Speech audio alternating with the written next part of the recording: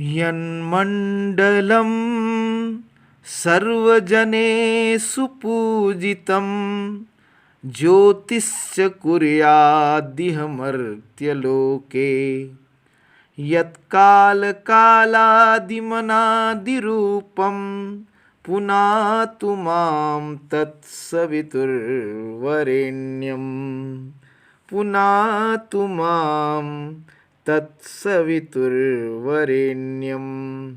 जिन भगवान सूर्य का मंडल सभी प्राणियों द्वारा पूजित है तथा जो इस मनुष्य लोक में प्रकाश का विस्तार करता है और जो काल का भी काल एवं अनादि काल रूप है, वह मुझे पवित्र करे, वह मुझे पवित्र करे, वह मुझे पवित्र करे।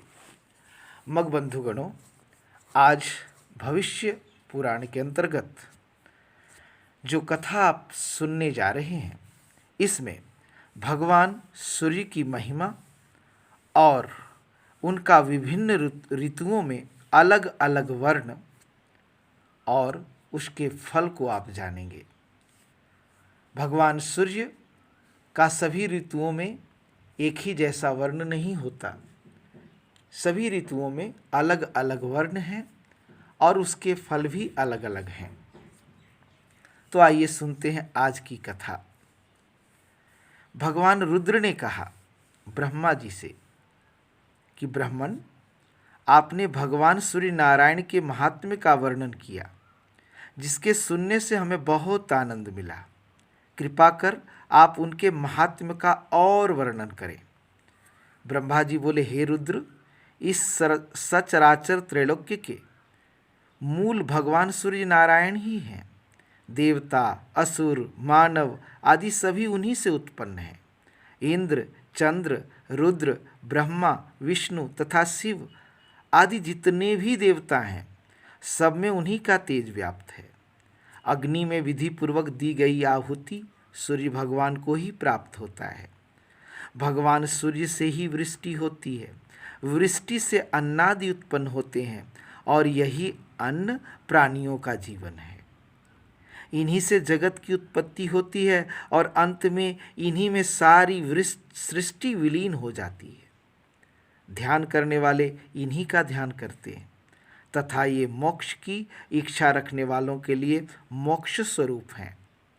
यदि सूर्य भगवान न हो तो क्षण, मुहूर्त, दिन, रात, पक्ष, मास, ऋतु, अयन, वर्ष तथा युग आदि काल विभाग भी नहीं होंगे और काल विभाग न होने से जगत का कोई भी व्यवहार नहीं चल सकता। ऋतुओं का विभाग न हो तो फिर फल फूल, खेती, औषधियाँ आदि कैसे उत्पन्न हो सकती हैं? और इनकी उत्पत्ति के बिना प्राणियों का जीवन भी कैसे रह सकता है?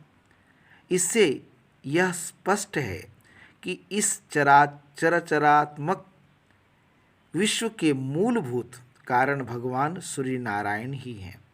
सूर्य भगवान वसंत ऋतु में कपिल वर्ण के, ग्रीष्म ऋतु में तप्त सुवर्ण के समान, वर्षा ऋतु में श्वेत, शरद ऋतु में पांडु वर्ण के, हेमंत ऋतु में ताम्र वर्ण के और शिशिर ऋतु में रक्त वर्ण के होते हैं।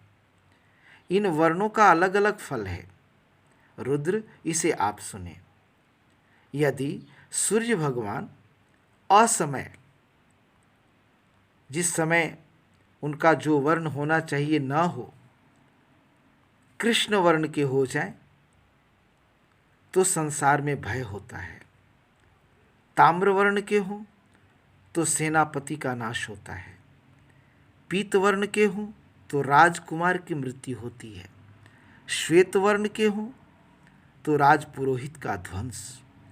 और चित्र तथा धूम्र वर्ण के, यानी चित्र का मतलब धूम्र वर्ण, अगर ऐसा वर्ण हो भगवान सूर्य का तो जान लीजिए कि चोर और शस्त्र का भय होगा।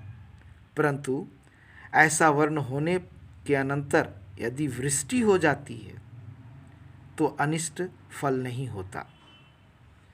तो इस तरह से ये छोटा सा अध्याय 54 भविष्य पुराण के अंतर्गत मैंने आज प्रस्तुत किया। मगबंधुगणों, इसी तरह आप सभी भविष्य पुराण की कथा सुनते रहें। अगली कड़ी में मैं भगवान सूर्य का अभिषेक और उनकी रथ यात्रा की कथा प्रस्तुत करूंगा। आज के लिए इतना ही। आज की कथा को मैं ही विराम देता हूँ। जय भास्कर, जय मगबंधुगणों।